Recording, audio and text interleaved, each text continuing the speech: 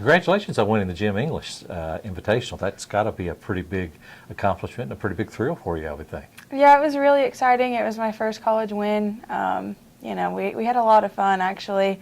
It was a little stressful because the guys are always separated from the girls at that tournament, so Coach Hearn's being pulled a lot of different directions, but Coach Jones really stepped up and helped me out, especially on the last 2 holes. Yeah, kind of tell me about that. I mean, I played a little golf back in the day. You're coming to the last 2 holes. You're 1 shot down. Right. First of all, did you know you were 1 down? I did. So we had been keeping golf stat throughout the tournament, and so yesterday, or like the day before, I had finished and I was 2 behind on the leaderboard. And the girl that I was playing with in my group was the one that was ahead all day. So we had gone back and forth for the majority of the day, and I'd actually doubled 2 holes that day as well. So we were going into our 17th hole, which is number 8 at Danville. And I was down 1, and I was like, Jill, you've birdied this hole before. Birdie 8, par 9, get through it, and then just be done. And if it goes to a playoff, it goes to a playoff. Well, I hit a really nice drive on 8, put it to about probably 40 yards or so, and then just did not hit a good wedge at all. Put it to about probably 15, 20 feet. Yeah, because you're probably thinking 5, 8 feet maybe. Yeah. 5 was ideal. About 8 was, you know, it was makeable, but I wasn't expecting to make it.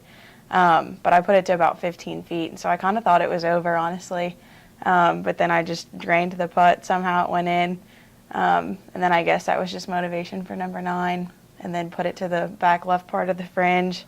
Where was the pin? The pin was back left. Back left, okay. It was about 143 yards, I think, to the pin. So that leaves you with a downhill putt then, correct? I did. I had about a 12-footer left to right break. It probably broke maybe 1.5 feet. Yeah. Yeah, it was a pretty tough putt. But yeah, because it's one you could also miss and leave it 8 feet back. Right. I absolutely was not expecting to make that at all. So you were trying to lag up and get. I did. I was like, okay, just snuggle it close and, you know, hope for a 2-putt and push it to a playoff. But somehow it went in. So. Now we won't be able to let Coach Hearn see this, because he probably won't want to know that you really knew where you stood on the leaderboard, because he likes you not to know those kind of things down here, so he tells me. Well, he does, but I think, too, that he tries to play to everybody's individual strengths, and I would prefer to know the scores. I don't know why. You're a little competitive, aren't you? Oh, just a little bit. It acted kind of as a motivator for me, so, I mean, I like to know where we are. A lot of people don't, but...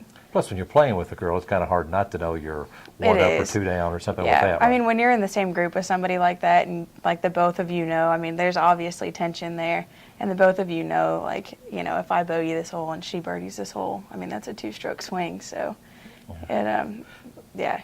So were you cool when you won, or did you do the little fist pump, or did you just act like it's no big deal, you knew you was going to make that putt? Well, I didn't do the fist pump. Unfortunately, I think someone got me on tape on the last green, and I kind of like squatted it into the hole at the end, but I usually don't show emotion at all. That's not really my thing on the golf course, so that's probably about the best you'll get from me. Now wait a minute, I've heard some people say, though, if I was following you and didn't even know what your score was, that if you weren't playing the best in the world, I might be able to read that from your emotions. So is that not true, you think? I don't really know. I've heard that I don't show any emotion on the course at all, but maybe I've gotten different since I've gotten to college. Yeah. I don't know. Of course, you've been playing golf for a long time. What, yes, 7, 8 years old? I started when I was 8, started playing really competitively when I was 10.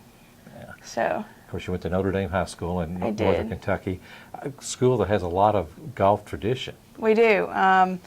I think by the time that I made it there, we were like 9-time champions in regionals, like consecutively.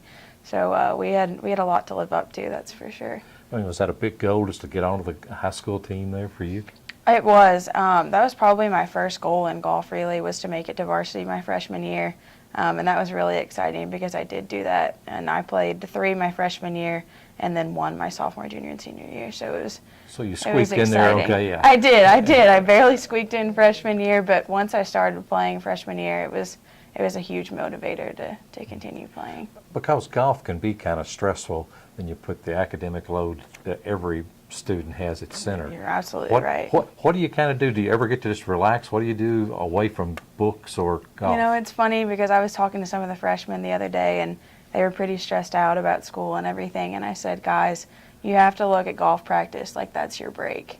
your golf practice has to be your fun time. You have to enjoy Oh, that my. part of it, because if you don't, then there's no other time for a break, because we'll go from class then straight to practice, and if you have a 9-hole qualifier, you won't get out until 7 or 7:30, and then you'll finish homework, and that's it. So you really have to treat golf like that's your fun time for the day. And even though there are no more matches in the fall, I mean, it's not like you're going to quit practicing or working on things and all. Right. Maybe not quite as much, but it's not like you're just going to walk away now. Right. So we kind of start our off-season conditioning sort of thing, and a lot of the girls go back and see swing coaches and that sort of thing to prepare for the spring. We have, I think all of the juniors are traveling abroad in January, so we'll have kind of a month break there, so I don't think a lot of us will take too much time off. So where are you going to go when you travel? I will be headed to Jordan and Israel in January. Wow. It sounds exciting, but kind of sounds scary to me, too. I'm pretty excited. To be honest, Israel's a pretty safe place to go, so I'm not really worried about, safety precautions or anything. So. Well, you could practice your sand shots, couldn't you? Probably. So do a little bit of that, and also. You're not wrong. Well, enjoy. Get a little break from Coach Jones and Coach Hearn, because I've never heard anybody here when they travel come back and say the academics were too stressful there, that it must be a little bit more enjoyable and fun to get you a nice break. It's a lot more hands-on when you're abroad, which is nice. So I'm definitely looking forward to that. It'll be a nice break and then come back and win the national championship in the spring. How about that? I would love for the team to go to the nationals. That would be amazing.